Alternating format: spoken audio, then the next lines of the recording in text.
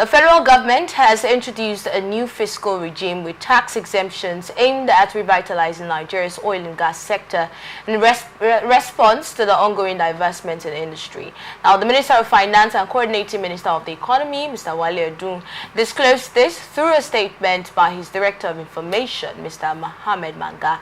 Now, the key elements of the fiscal incentives include exemptions outlined in the VAT Modification Order of 2024 and the notice of tax incentives for deep offshore oil and gas production.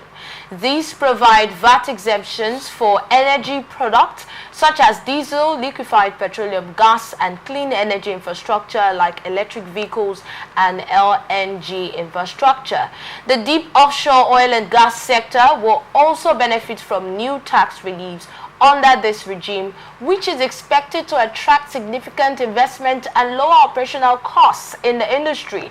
The measures, part of a broader policy initiative by President Bola Ahmed Tinubu's administration, aims to bolster energy security and advance Nigeria's shift towards cleaner energy sources. Edo has emphasized that the reforms were designed to restore Nigeria's leadership position in the global oil and gas market while driving economic growth and enhancing the nation's global competitiveness. Mofasa.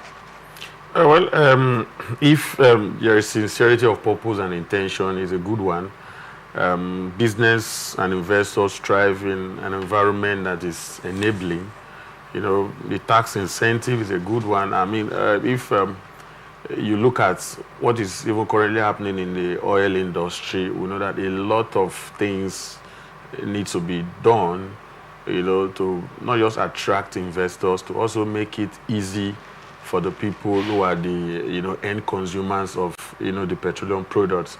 I know that in the oil industry, we have the upstream, downstream, and the midstream, and all of that. And most times, activities in the upstream usually, you know, do not have much, you know, hiccups, because that's where you have the IOCs and the rest, the exploration and all of that. Most of the challenges is usually the midstream, which is the movement of this product down to, you know, where we have the finish activities and all of that. And most activities don't get to function currently in the downstream sector, where we have the refineries and all of that. So it's not just the tax incentive, which is a good one. Let us also look at how to, you know, revitalize, you know, those sectors, those key areas in the industry, like the refineries, both the government-owned refineries, the private ones, the modular refineries, and what have you. Now we have a situation where even the only one that we have that we are relying so much on, which is Dangote refinery, complaining that it's not getting crude at the rate where it should get it, and a lot of things happening in that particular end in the industry. So the government should focus more on the downstream. Let us revitalize, let us revamp, let us put so much effort, in quotes, effort with sincerity of purpose and intention. We don't want to be having this kind of discussions where we only get to hear promises, but we don't see more of the actions taking place. So for me, good one, but let us be more sincere in ensuring that people have a better life going forward. All right, how do you think this will get to impact the oil and gas sector? Jackson, truth be told, I don't want to spend my energy on this kind of economic discourse about Nigeria, because they know what to do. If Nigeria is sincere, we will not always be talking about oil and gas. Where is the Nigerian good? Truth be told, and I call on Mufasa and other public opinion molders, let's begin to hold we just left the National Assembly. Don't they know that gold is more costlier in the international market than oil?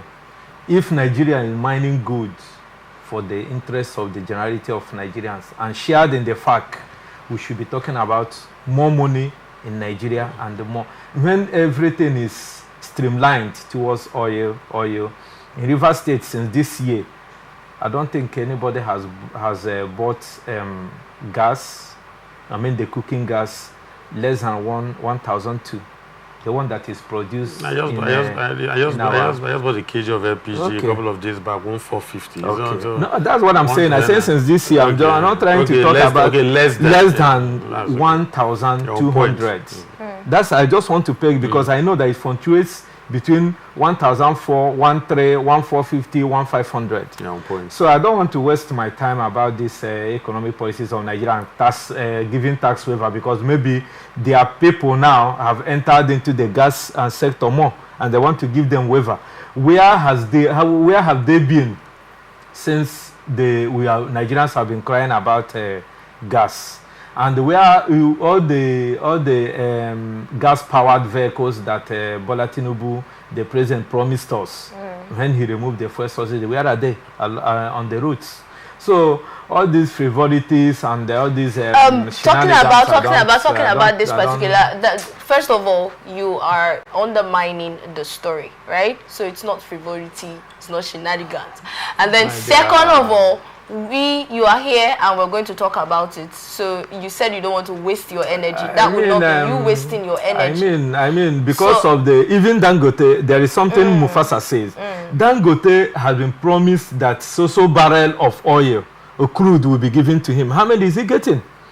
And you want me to sit here and talk about economic waiver and all that? You sat down here and you talked about other issues going on in Nigeria. Those ones you look at it as something you can, but this one they know what they are doing. You said the other story was laughable. You know, they know what they are doing. Look, let's talk about the way forward now. Mufasa has talked about some things that he expects to see, right, regarding the oil and gas sector, aside the tax exemption that has been carried out, right? I'd also like to get your thoughts on that one.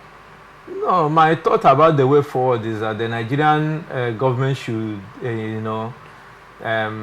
should look into how to incorporating the mining of goods into our economic reforms and into what gives Nigeria money generally, and not dwelling on the oil and gas doesn't give Nigeria money. No, it gives no. That's what I'm saying. I said we need increased revenue, and for us to leave our goods and other natural resources outside what is being shared in the FAC is already an indictment on the part of the government.